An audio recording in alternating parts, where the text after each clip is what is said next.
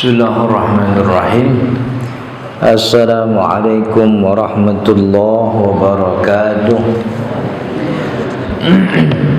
Alhamdulillahi rabbil alamin. Nahmaduhu wa nasta'inuhu wa nastaghfiruh. Allahumma salli wa sallim wa barik ala sayyidina Muhammadin, amma ba'du. Hadirin yang dirahmati Allah, alhamdulillah kita bersyukur malam hari ini kita diberi nikmat oleh Allah bisa berkumpul, bisa bersilaturahmi, sekaligus juga bisa menunaikan salah satu kewajiban kita, yaitu sholat maghrib berjamaah. Sekaligus kita lanjut dengan ta'lim. Mudah-mudahan apa yang kita pelajari jadi ilmu yang bermanfaat, sekaligus jadi tambahan amal ibadah kita di akhirat. Amin ya rabbal alamin. Mudah-mudahan pahalanya juga makin banyak. Soalnya lagi hujan gitu ya.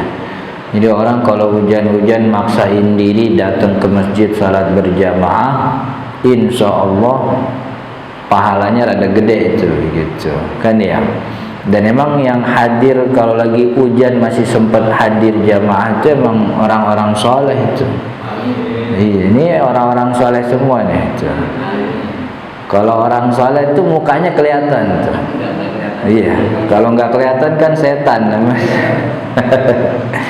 Jadi mudah-mudahan langkah kita diganjar oleh Allah dengan banyak keberkahan dan juga kemudahan, serta hajat kita dunia dan akhirat dikabulkan oleh Allah Subhanahu wa taala. Amin ya rabbal alamin.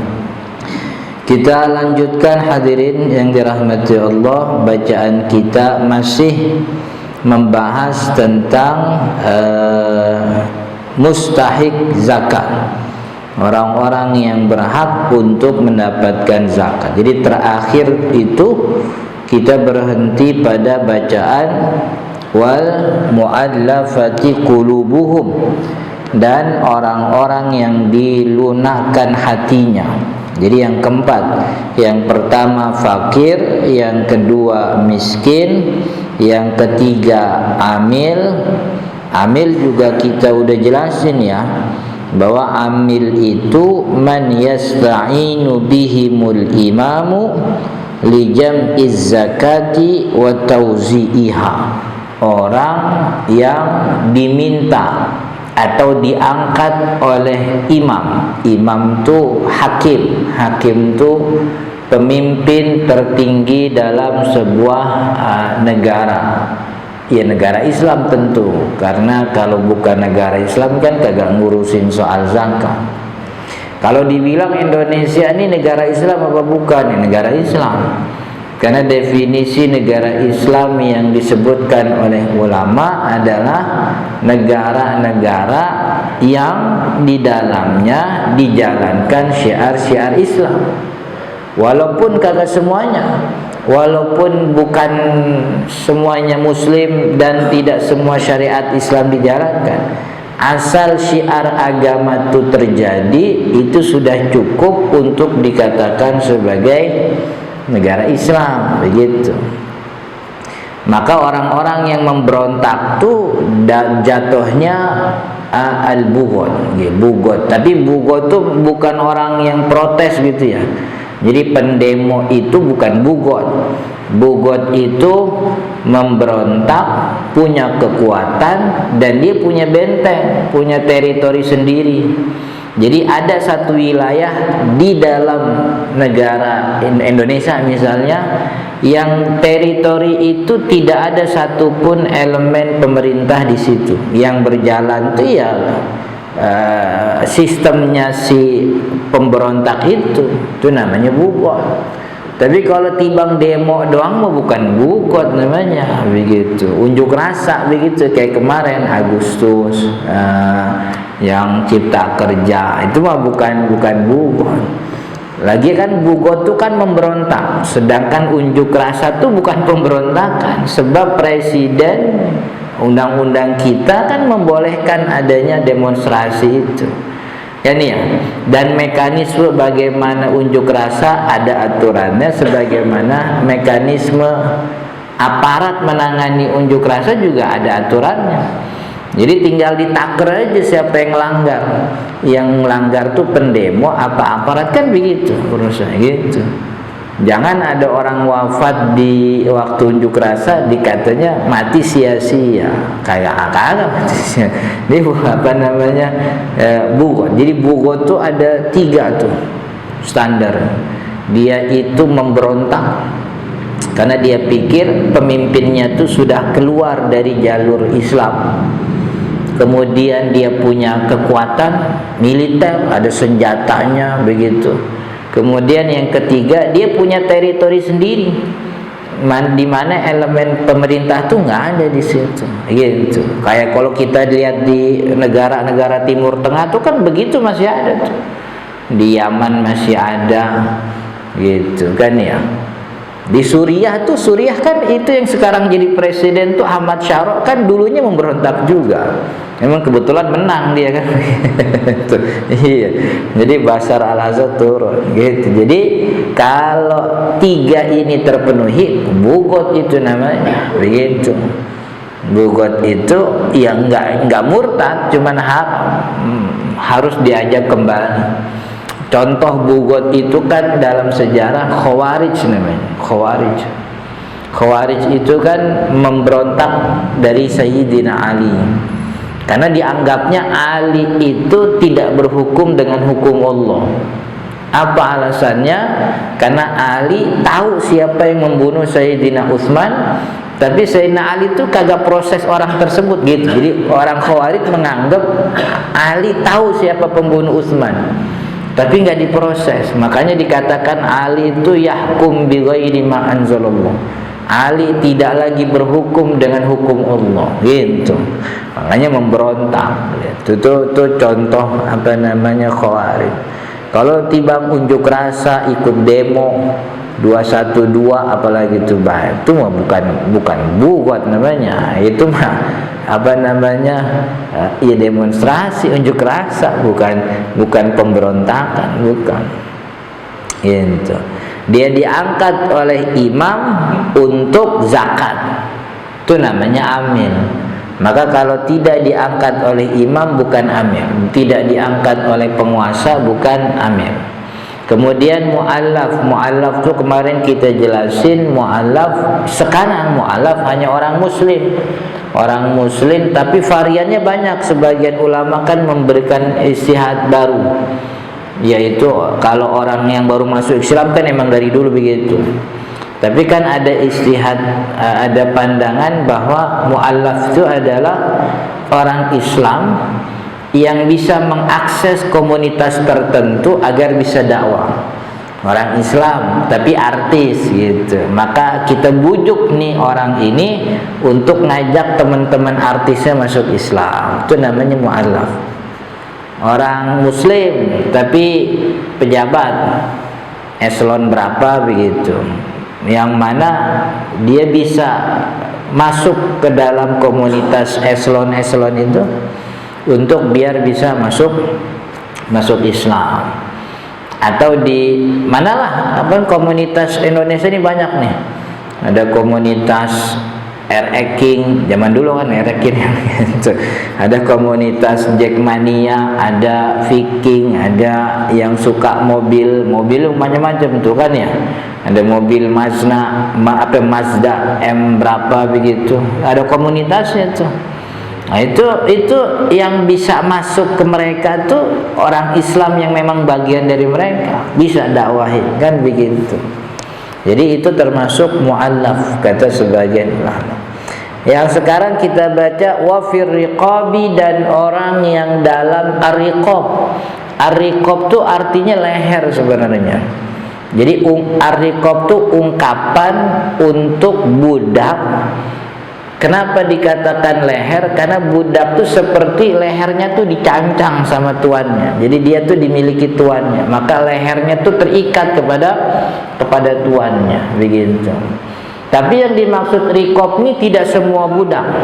Jadi budak zaman sekarang sih sebenarnya kalau ngomongin budak tuh gimana ya? Kalau kita ngomongin disangkanya mendukung perbudakan begitu. Kalau nggak ngomongin emang syariat Islam kan begitu. Dan perbudakan ini hukumnya itu tidak pernah ada hapusnya, nggak pernah dihapus. Jadi nggak pernah ada ayat Al-Quran, ada hadis Nabi Muhammad yang mengatakan perbudakan kita hilangkan hukumnya gitu. Nah, hukumnya masih ada. Sebab perbudakan tuh sampai sekarang masih ada, masih terjadi. Artinya ketika nanti terjadi lagi, kalau sejarah berulang, syariat Islam tuh udah punya hukumnya. Jadi nggak usah bingung lagi kan begitu. Salah satu sebab perbudakan paling dominan itu kan peperangan, kan ya, perang masih ada. Dan banyak negara pemimpin-pemimpin negara yang sok-sokan bilang damai padahal dia ngambil keuntungan dari perang, jual senjata, jual ini macam-macam. Dan kalau orang menang perang itu kan tentaranya dieksekusi, lalu perempuan, anak-anak, orang tuanya jadi apa? Jadi budak, berbudak.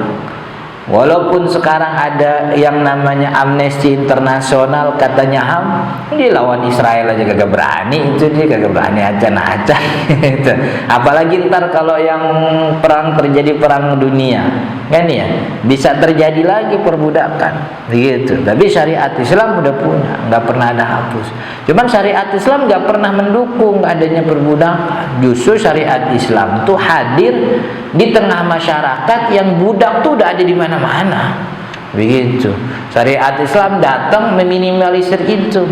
Salah satu bentuk minimalisir gimana? Itu orang muslim yang punya budak boleh digauli, lalu anaknya merdeka gitu.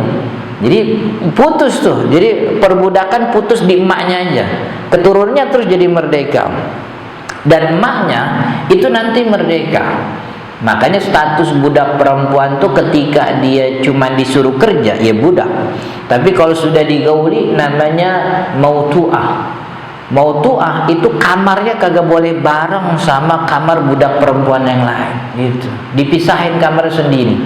Begitu.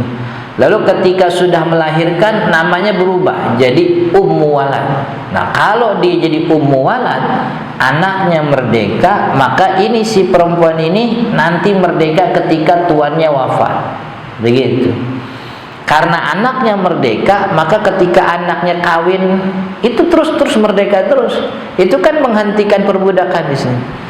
Jadi boleh silakan apa yang punya budak digauli, tapi nanti konsekuensinya kamu harus tahu bahwa yang lahir tuh anak kamu merdeka, begitu kan ya.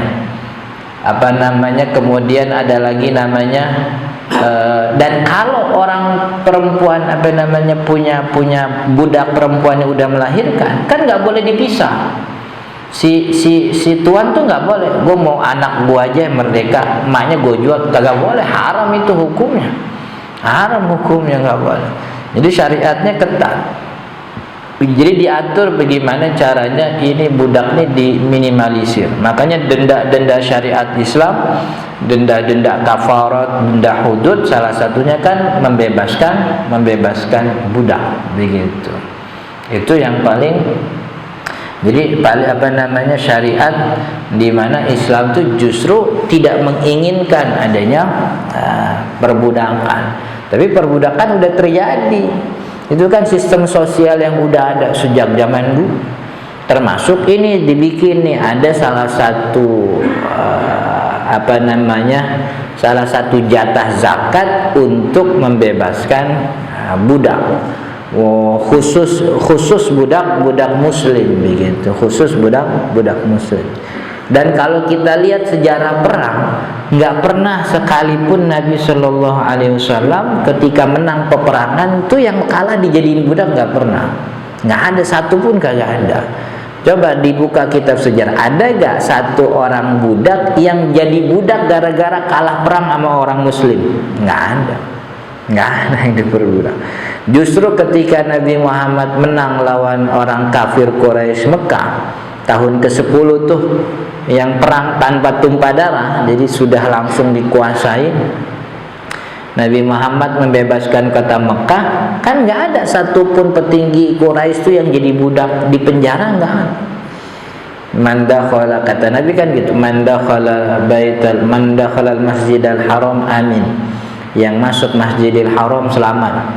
Wa man dakhala baita Abi Sufyan amin, siapa yang masuk rumahnya Abu Sufyan juga selamat, begitu. Jadi enggak, ini kan emang ini aja kemakan berita-berita dari barat katanya, perbudakan begitu. Padahal mereka juga pelaku dominan perbudakan itu kan ya. Di perkebunan Amerika itu yang kerja kulit hitam kan dibudak semua itu jatuhnya itu. Yang katanya siapa itu yang membebaskan budak, siapa itu presidennya. Ini belum beres kerjaannya, itu kerjanya belum beres, masih banyak. Masih banyak begitu. Nah, jatah budak ini diutamakan budak yang sudah nyicil.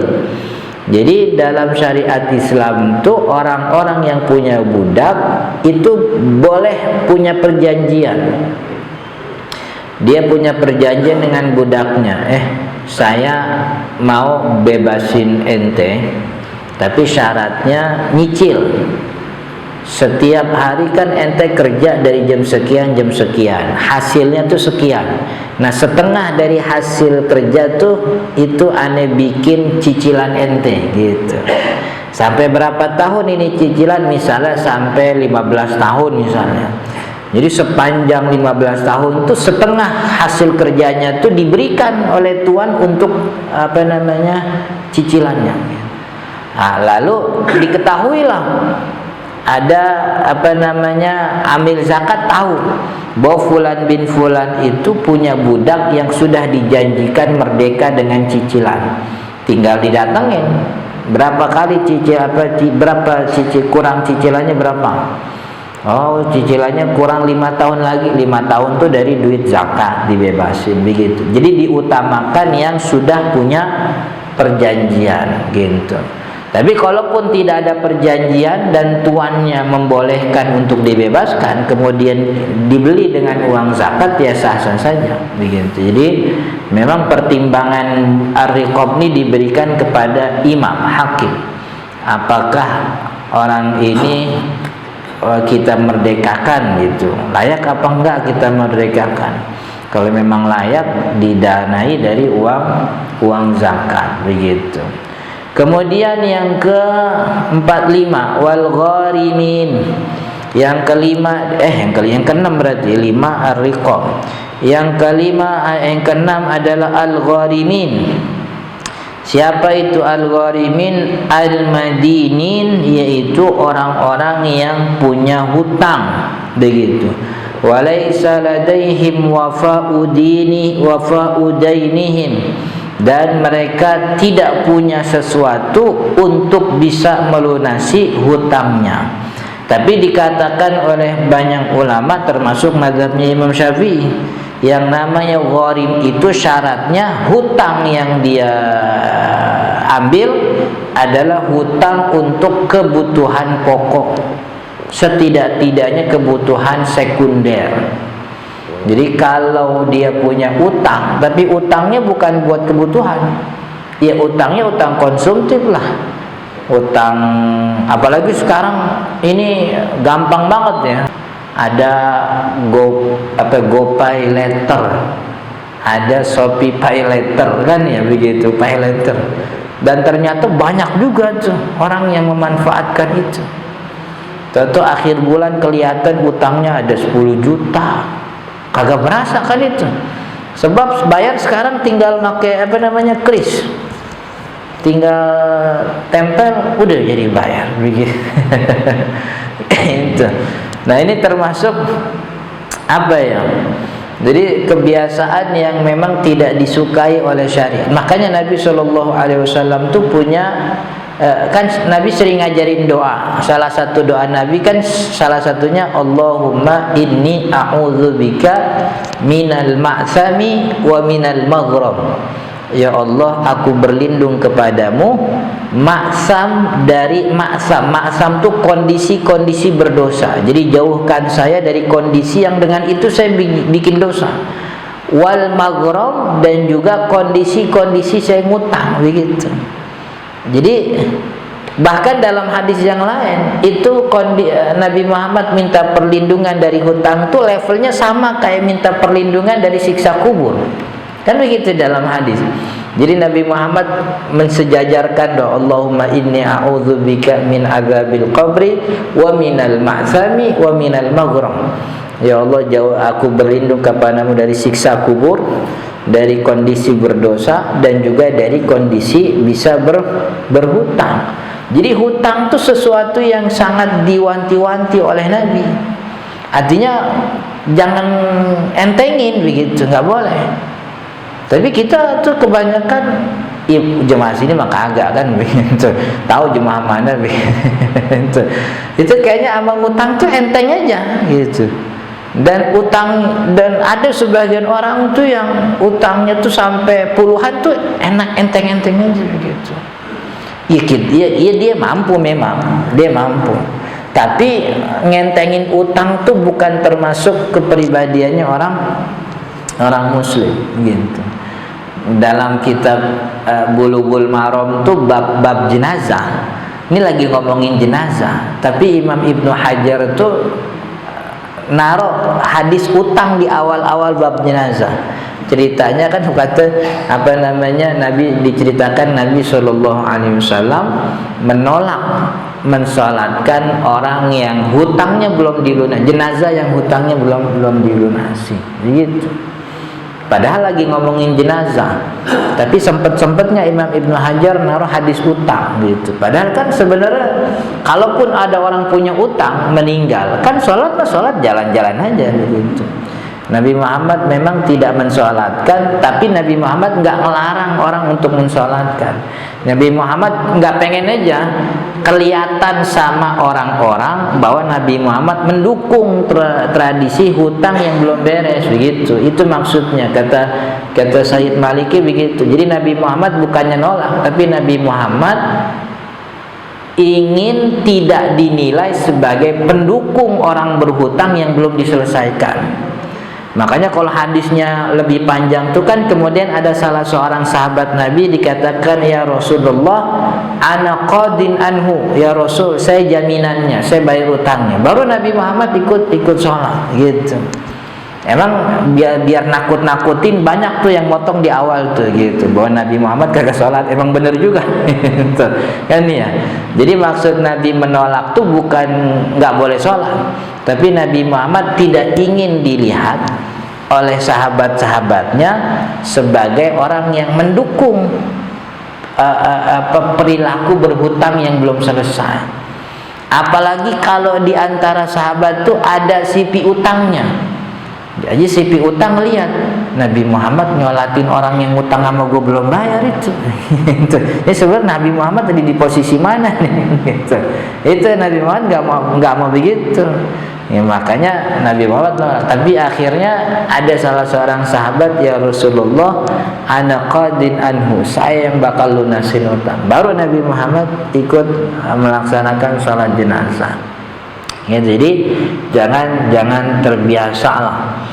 Jadi kalau bisa jangan ngutang gitu, jangan ngutang. Apapun, pada hal-hal yang kecil termasuknya jajan-jajan. Kan kalau kita tinggal di lingkungan ini kan ada tukang yang emang udah kenal kita sama anak-anak kita.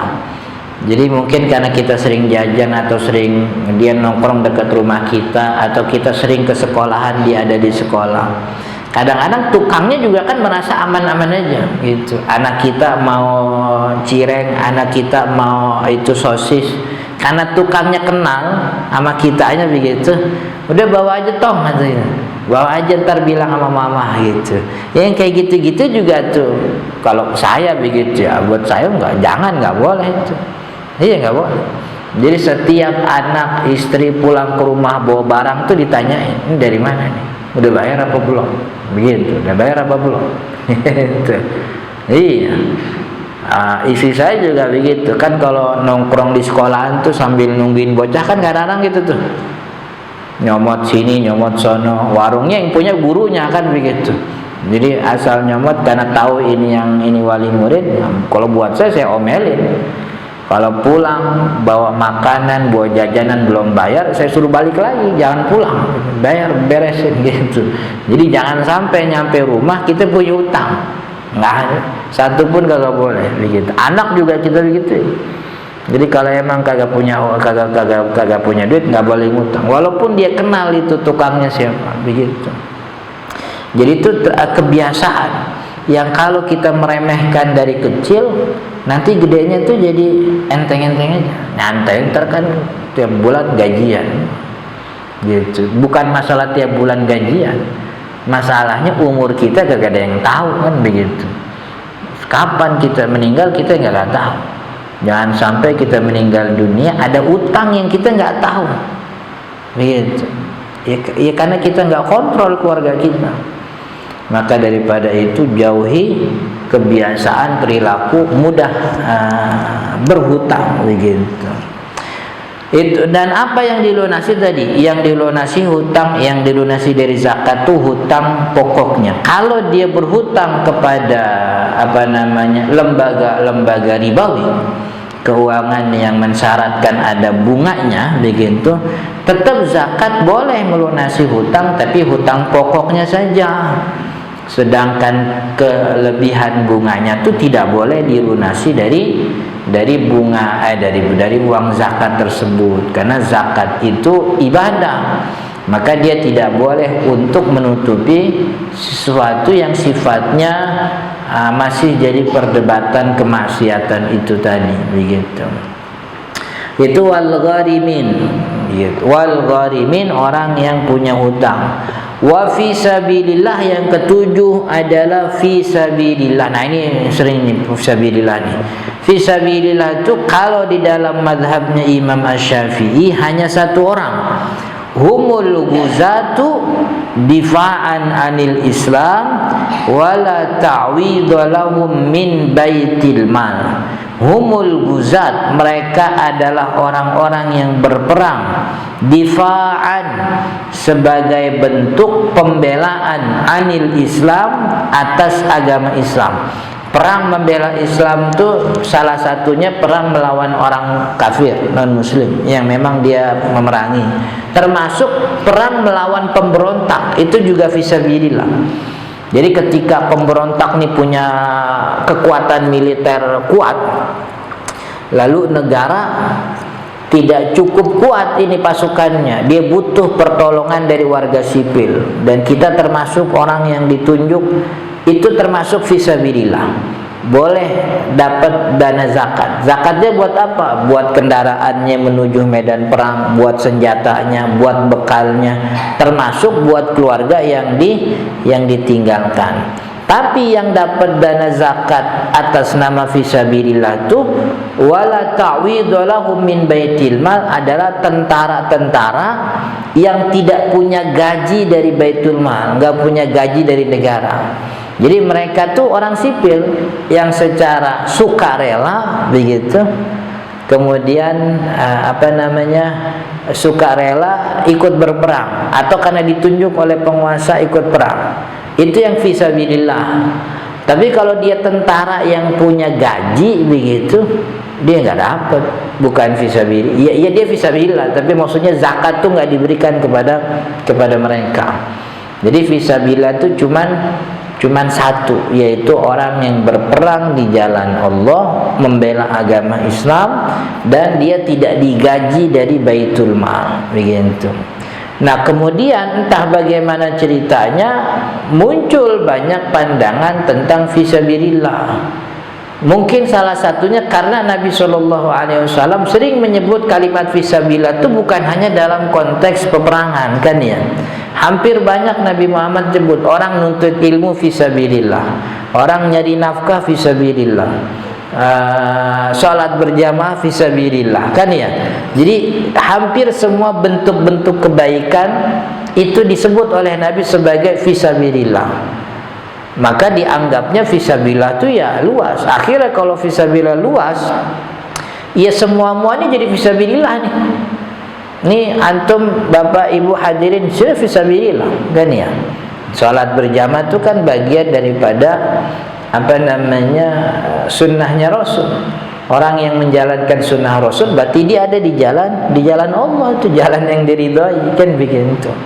Jadi kalau ada yang mau ngasih zakat, gak usah bingung-bingung, datang aja sholat berjamaah kan gitu. Biar sholat jamaah nongkrong depan pintu, kasih dah tuh 50 kan. Itu dia wajib zakatnya 2.500.000 misalnya. Nongkrong di situ, cepet gitu. 25 orang beres sudah gitu.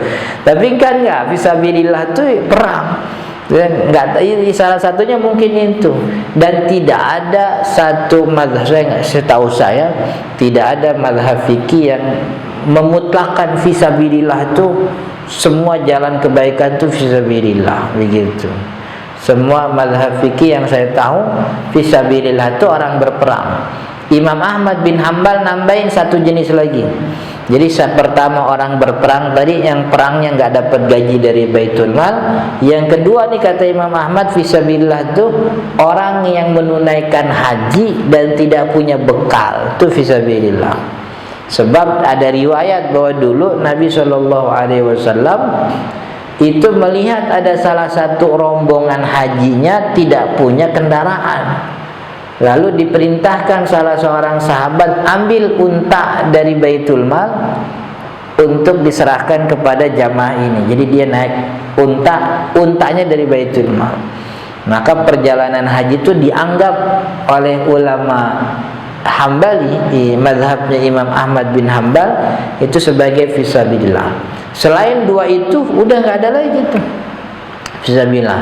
Nah, muncullah kemudian modernisasi zakat kan ya, yang dipelopori oleh Dr. Yusuf Al-Qardawi. Sebenarnya bukan Dr. Yusuf Al-Qardawi aja, ulama yang lain juga udah banyak begitu.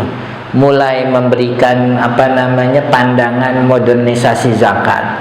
Cuman Dr. Yusuf Al-Qardawi itu yang membuat modernisasi itu jadi istilahnya punya lembaga resmi, karena wacana modern itu dibukukan dalam satu kitab besar namanya Fiqhuz Zakah. Salah satunya juga fisabilillah. Jadi fisabilillah itu diluaskan maknanya oleh Dr. Yusuf Al-Qardawi bukan hanya sebagai orang yang perang, tapi juga orang-orang yang bertindak seperti orang yang berperang di jalan Allah. Seperti orang-orang yang ada di ujung garis depan, muslim-muslim di negara minoritas. Mereka tuh kan seperti sedang berperang begitu. Maka apa yang mereka butuhkan daripada sarana ibadah, kemudian media untuk bisa berdakwah, itu boleh diakomodasi dari uang zakat. Karena itu makna modern daripada fisabilillah. Mirip seperti orang perang. Orang perang tuh menahan untuk tidak diinvasi oleh orang-orang kafir. Mereka kan juga sama, mereka mempertahankan Islam ini agar tetap tumbuh di negara yang belum tumbuh Islamnya, dan mereka tuh sedang dapat banyak ibaratnya serangan kan ya, apalagi minoritas. Maka mereka tuh seperti orang yang berperang, ada di garis depan, maka mereka boleh tuh. Nah, akhirnya diluaskan lagi itu fisabilillah menjadi semua amal kebaikan dikatakan sebagai fisabilillah. Nah, akhirnya banyaklah ada ustadz yang menerima zakat misalnya. Nah, apalagi itu banyak guru menerima zakat misalnya begitu. Padahal bukan gurunya ya kalau gurunya miskin, ustadznya miskin kan sah saja. Tapi kalau ustadznya punya mobil begitu, mana pas panitia zakat datang orangnya lagi manasin mobil lagi kan, gitu. Kasih zakat tuh kan jadi malu sebenarnya. Lagi manasin mobil, panitia zakat datang ngasih zakat tuh kan malu itu. Itu fisabilillah. Jadi orang-orang yang berperang di jalan Allah begitu. Lalu nanti ustadz nggak dapat zakat, ya emang bukan mustahik. Kalau dia miskin dapat sebagai miskin. Begitu. Kalau dia amil dia dapat sebagai amil. Tapi kalau sebagai fisabilillah ya enggak gitu. Sebab fisabilillah itu maknanya sempit. Sebab kalau diluaskan, enggak ada batasannya akhirnya. Karena standar fisabilillah itu kan akhirnya kembali kepada niat seseorang. Setiap melakukan pekerjaan kalau diniatkan sebagai ibadah kan jadi fisabilillah semua itu. Fisabilillah semua itu. Makanya perlu dipersempit, yaitu al-ghuzat. Wa ibnis sabil yang ke-8 yang terakhir yaitu ibnu sabil. Siapa itu ibnu sabil? Ibnu sabil al-musafir alladhi yuridu an yarji'a ila baladihi wa qad faqada an-nafaqata allati tuballighuhu maqsidahu, yaitu orang-orang yang musafir sedang melakukan perjalanan. Jadi kalau dia tidak sedang perjalanan berarti bukan ibnu sabil. Jadi ibnu sabil syaratnya dia adalah musafir, orang yang sedang dalam perjalanan. Artinya dia tuh orang yang lagi ada di tengah jalan dengan perjalanan yang melebihi dari 89 km dari tempat dia berangkat. Musafir namanya. Maka kalau dia di kampungnya dia bukan ibnu sabil, begitu. Yang namanya musafir itu adalah orang yang sudah keluar dari kampung untuk perjalanan yang jaraknya 89 km atau lebih. Yuridu ayyarji'a ila baladih, yang mana umumnya ibnu sabil itu umumnya diberikan kepada orang yang mau pulang ke kampungnya, begitu. Mau pulang ke daerahnya, mau dia kembali ke rumah tempat tinggalnya atau ke daerah asalnya. Waqad faqadan nafaqat, dan hilang nafkahnya. Jadi bekalnya hilang. Dalam perjalanan dia bekalnya hilang. Ya macam-macam hilangnya tuh, bisa karena digondol maling, bisa karena dibegal, bisa karena memang hilang begitu di bawah alam. Lagi perjalanan kemudian hujan deras, semua bekalnya tuh hilang, kan bisa jadi ada badai dan sebagainya. Maka dia ini masuk dalam kategori ibnu sabil. Lalu berapa yang diberikan kepada ibnu sabil? Tuballighuhu maqsiduhu. Kita berikan uang zakat kepada ibnu sabil sekedar untuk bisa sampai ke lokasi dia punya harta. Misalnya kita nemu ada musafir, atau mungkin musafir lewat sini begitu, minta dana zakat dengan alasan saya musafir dan sebagainya, tentu dengan banyak dokumen sebagai penguat bahwa dia benar musafir. Lalu ditanya, tujuanmu mau kemana? Saya mau ke sini, harta saya tuh ada di sini. Maka kita berikan dana zakat seukuran menyampaikan orang ini ke tempat di mana dia punya harta. Dari sini dia mau ke Purwodadi misalnya. Nah, kita kasih bekal dari uang zakat seukuran bisa sampai Purwodadi. Bisnya berapa rupiah, kemudian perjalanannya berapa jam, berarti harus makan sekian kali. Nah, itu diberikan. Jadi itu namanya ibnu sabil. Jadi orang yang memang di luar dari kampung untuk melakukan perjalanan, tapi kemudian bekalnya habis. Ini sulit dibayangkan ya, tapi masih terjadi seperti ini. Sulit dibayangkan karena umumnya kita tuh semua punya semua punya HP, punya mobile banking, alat perbankan yang lain. Tapi satu kondisi bisa jadi kita temukan ada orang yang memang seperti itu, melakukan perjalanan hilang semuanya, dibegal, dikondol maling, dicuri di rest area dan sebagainya. Maka lembaga-lembaga zakat itu perlu untuk mengalokasikan dana ketika menemukan ada musafir seperti itu, gitu. Jadi enggak maaf nih Bapak, kita udah ada udah ada mekanismenya bahwa penyaluran zakat tuh begini gitu. Nah, itu itu enggak boleh mengabaikan mustahik seperti itu. Jadi kita berikan secukup untuk menyampaikan dirinya kepada sumber hartanya. Wallahu ta'ala alam. Kita udah azan isu. Udah apa belum? Tadi bunyi apaan? Oh, bunyi apa? Kirain masih. Oh iya.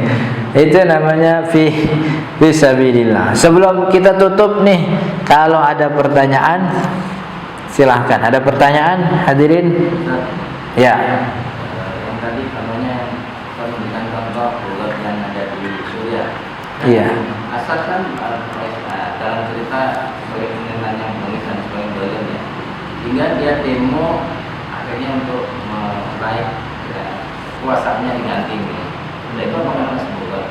Iya. Jadi bugot itu kan memberontak. Dan memang tujuan bugot itu semua bugot itu punya tujuan untuk menggulingkan kekuasaan gitu. Kalau nanti kemudian si bugot dengan sistem yang dia bangun organisasi baik, lalu dia bisa menggulingkan, kan dia dapat kekuasaan. Setelah dia dapat kekuasaan, apakah berlaku hukum bugot kepada mereka? Kan enggak. Sebab mereka udah ada di pucuk kekuasaan, nggak mungkin mereka mau hukum diri mereka sendiri, kan begitu. Jadi pada intinya mereka tuh awal, dan kebanyakan cerita-cerita cerita dinasti-dinasti setelah Khulafaur Rasyidin itu kan hampir semuanya terjadi penggulingan. Nah, yang awal menggulingkan tuh secara sistem mereka disebut bugot, tapi kemudian mereka berhasil. Dan itu ditulis oleh Imam Al-Mawardi. Imam Al-Mawardi ulama Syafi'i punya kitab namanya Al-Ahkam As-Sultaniyah. Al-Ahkam, hukum-hukum kedinastian, ya, kekerajaan. Dalam syariat beliau mengatakan ada 3 cara orang sah secara syariat mendapatkan kekuasaan. Pertama ada namanya wilayatul ahdi. Wilayatul ahdi itu diturunin. Jadi pemimpin yang sekarang memberikan wilayah ahdinya kepada anaknya gitu. Seperti kayak Nabi kan ke Abu Bakar tuh wilayatul ahdi, emang ditunjukkan ya. Ditunjukkan begitu. Zaman Umar baru Sayyidina Umar tuh bikin dewan dewan formatur untuk memilih siapa khalifah selanjutnya. Nah, jadi yang pertama wilayatul ahdi, monarki. Pemimpin sebelumnya menunjuk siapa yang meneruskan kekuasaannya. Itu sah secara syariat. Yang kemudian yang kedua adalah ahlul halli wal aqdi. Dipilih oleh tokoh ahlul halli wal aqdi sebagaimana Sayyidina Umar. Dia tunjuk orang-orang jadi tokoh, entar kalau begini-gini ini siapa yang bakal nerusin kepemimpinan gitu. Dan itu dulu pernah terjadi di Indonesia. Kalau kita kan sampai DPR MPR itu kan ya gitu. Nah, kemudian yang ketiga kata Imam Al-Mawardi, salah satu metode yang dilegalkan, bukan legal maksudnya tuh syariat menganggap ya mereka pemimpin yang sah, yaitu maka istaula. Istaula tuh ya penggulingan, kudeta itu. Begitu. Kan dilihat dari sisi kepemimpinan, orang yang ingin menggulingkan itu ya bugot itu sendiri, begitu. Tapi kemudian ketika si bugot ini menang begitu, kan memang bugot itu kan khasnya mereka punya takwil. Apa takwilnya? Bahwa pemimpin mereka itu keluar dari syariat Islam, makanya nggak layak mimpin di negara Islam. Kita ini yang ingin menggulingkan mereka supaya syariat Islam itu jalan begitu. Tapi dari sisi pemimpin mereka tuh memberontak, padahal negaranya masih terjadi syiah. Jadi kita kagak ngomongin mana yang benar, mana yang salah.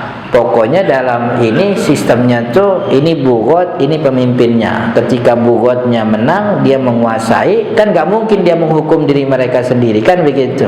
Justru mereka itu teguh dalam pendirian bahwa kita tuh tetap ada pada jalur perjuangan begitu. Dan kalau di Indonesia ada kelompok kita sebut namanya ada Salafi Wahabi, ada Ikhwan misalnya. Ini kan 2 kelompok yang punya pandangan bugot berbeda. Bagi Salafi Wahabi, jangankan angkat senjata, kita kritik pemerintah aja disebut bugot. Begitu. Makanya kasusnya Afwan Kurniawan itu dikatakan sebagai orang yang wafat sia-sia karena wafat dalam keadaan menentang pemerintah. Padahal mereka bukan bugot, kan begitu. Tapi di sisi lain kita juga punya teman-teman yang kelompok merasa bahwa iya, unjuk rasa itu bagian dari syariat yang salah satu cara untuk mendapatkan pemimpin yang sesuai dengan syariat Islam, begitu. Jadi memang ini ngomong gini agak bahaya juga sebenarnya. Iya, tapi ya kita harus jelaskan seperti itu, gitu. Taat pemerintah tuh harus. Azan dulu dah. Azan dulu.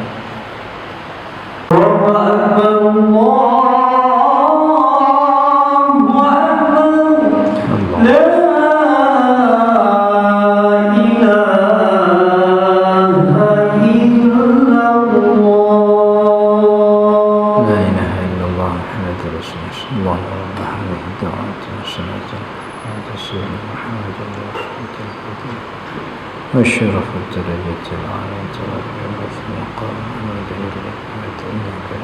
Satu lagi ini menyimpang dari topik. Salah satu pembatal wudhu itu diantaranya adalah hilangnya akal, ya. Hilangnya akal, termasuk tidur kan? Iya. Bukan. Tidur itu batal bukan karena hilang akal. Tidur itu membatalkan wudhu karena umumnya orang yang tidur itu terbuka duburnya. Jadi tidur tuh lebih tepatnya mazinnah, kondisi potensial batal wudu. Sebab ketika orang tidur dia itu terbuka, dan itu yang disebut sama Nabi. Mata ini penutupnya dubur. Kalau mata terbuka, dubur tertutup. Maksudnya mata yang terjaga itu mengontrol duburnya. Tapi kalau matanya tertutup, dia tidur, duburnya tidak terkontrol. 99% orang tidur tuh pasti kentut, begitu. Itu kenapa dikatakan tidur tuh pembatal wudhu. Bukan tidurnya, tapi umumnya orang tidur tuh pasti kentut, begitu. Jadi bukan karena hilang akal. Yang hilang akal itu kan kalau dia gila tuh hilang akal, jadi batal karena hilang akal, begitu. Jadi kalau tidur batalnya bukan karena hilang akal. Buktinya kan ulama tetap tidak membatalkan wudhu orang yang tidur asal tidurnya tuh dalam keadaan pantatnya nempel, yang membuat duburnya tetap tertutup, kan ya? Kan kalau duburnya nempel begini tertutup, kentut kan udah susah. Orang kalau lagi duduk begini mau kentut tuh ada belok-belok tuh gitu dulu gitu. Kan ya? Kenapa dia harus begini-gini? Karena kalau pantatnya nempel tuh susah kentut gitu. Jadi yang batal wudhu karena tidur tuh karena duburnya terbuka.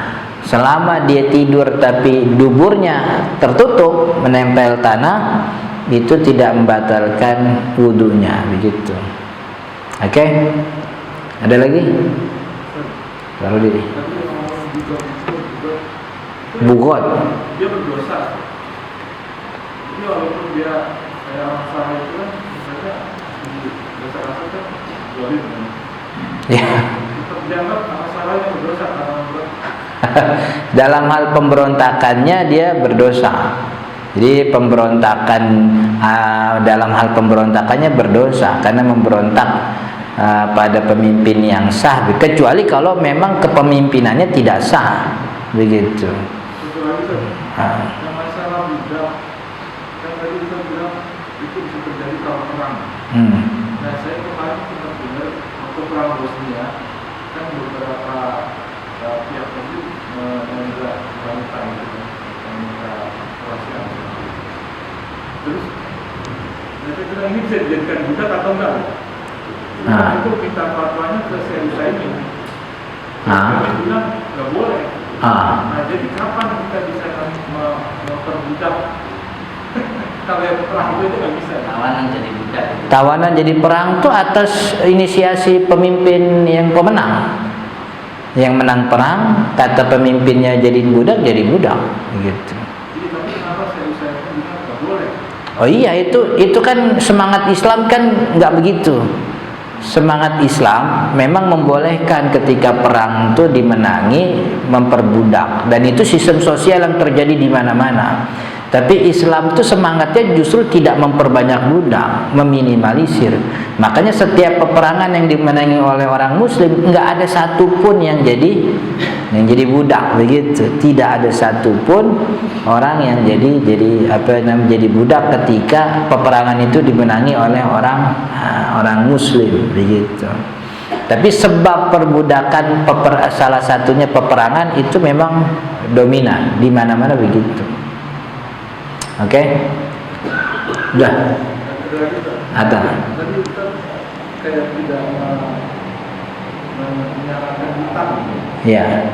Tapi kan kita tidak bisa menghindari. Iya. Mau kita pada berhutang. Iya. Jadi iya, memang tidak mungkin kita menghindari hutang. Maka kalau memang pada hal-hal yang tidak bisa dihindari, begitu ya, tidak bisa dihindari, berhutang tuh pakai syarat. Jadi, dan ini disebutkan oleh banyak ulama. Pertama, syaratnya ya, bahwa utangnya itu memang untuk kebutuhan yang memang tidak bisa dihindari. Jadi pada seperti rumah gitu, itu kan kebutuhan. Tapi kalau rumah kedua itu bukan lagi kebutuhan. Rumah kedua, rumah ketiga, rumah keempat begitu. Iya. Jadi harus kebutuhan yang memang kalau kita nggak ngutang nih, kebutuhannya jadi goyang nih, hajatnya. Boleh lah. Nah yang kedua, ini syaratnya nempel nih, jangan satu-satu, syaratnya nih kudu terpenuhi.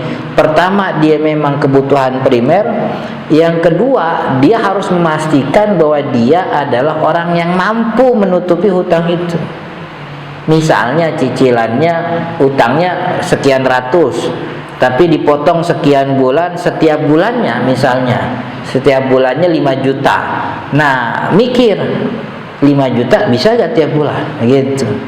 Maka kalau dia adalah orang yang tidak mampu mencapai itu, nggak usah sosokan, udah bismillah aja dah mulai. Jangan begitu. Itu namanya nyeburin diri ke maksiat. Jadi harus dia memastikan bahwa dia adalah orang yang mampu untuk menutupi hutang tersebut. Nah kemudian yang ketiga, ini syaratnya nempel semua nih. Yang ketiga, pastikan bahwa lembaga yang mengelola hutangnya itu lembaga syariah. Ya, tentu tidak semua orang mampu ya. Artinya sebisa mungkin pengelola hutang yang dia ada di bawahnya itu menerapkan sistem syariat kalau memang mungkin begitu. Ya kalau memang kita bisa alihkan ke lembaga syariat, ke lembaga. Jadi ini tiga syarat ketat kalau orang mau ngutang. Pastikan itu kebutuhan primer. Yang kedua, pastikan dirinya adalah orang yang mampu untuk menutupi hutang tersebut tiap bulannya gitu. Kemudian yang ketiga, pengelolanya itu adalah lembaga keuangan syariah yang memang menerapkan hukum syariat di dalamnya begitu. Oke? Sudah? Insyaallah apa lagi, Rudi? Itu kan bisa lembaga kalau perorangan kan seharusnya syariatnya dicatat itu. Iya. Dicatat dan ada saksi. Tapi biasanya kan kita nggak. Oh enggak, utang itu tidak mensyaratkan saksi memang. Gitu. Utang tuh saksi itu sunnah. Nah tapi jadi secara syariat nih fikihnya, saya ngutang sama Pak Mizan itu nggak butuh saksi, utang sah begitu. Tapi ulama modern sekarang itu mewajibkan adanya saksi. Kenapa adanya saksi jadi wajib? Sebab semua kita sekarang tuh mu'arradun lil khianah. Semua kita tuh punya potensi berkhianat. Maka potensi khianat itu harus ditutupi dengan apa? Dengan catatan atau saksi itu tadi, kan ya. Yang awalnya catatan dan saksi dalam fikih utang piutang itu bukan rukun, dia bagian daripada anjuran sunnah. Tapi kalau zaman sekarang ulama itu justru mewajibkan adanya catatan dan saksi untuk menutupi potensi khianat itu. Sekarang potensi khianat tuh ada di setiap orang. Sampai ustadz juga punya potensi khianat, kan begitu. Udah kejadian kan di mana-mana gitu. Jadi saksi itu nih fikihnya saksi bukan rukun. Tapi ulama modern sebab kondisi sosial seperti ini mewajibkan adanya saksi dalam setiap transaksi yang besar. Bukan cuma utang piutang, bahkan hibah itu juga kan mensyaratkan adanya saksi. Wakaf mensyaratkan adanya catatan dan saksi, begitu. Oke? Sudah ya, insyaallah kita lanjut di pertemuan akan datang. Mudah-mudahan bermanfaat. Subhanakallahumma wa bihamdika asyhadu an la ilaha illa anta astaghfiruka wa atubu ilaik. Hadanallahu wa iyyakum ajma'in. Assalamualaikum warahmatullahi wabarakatuh.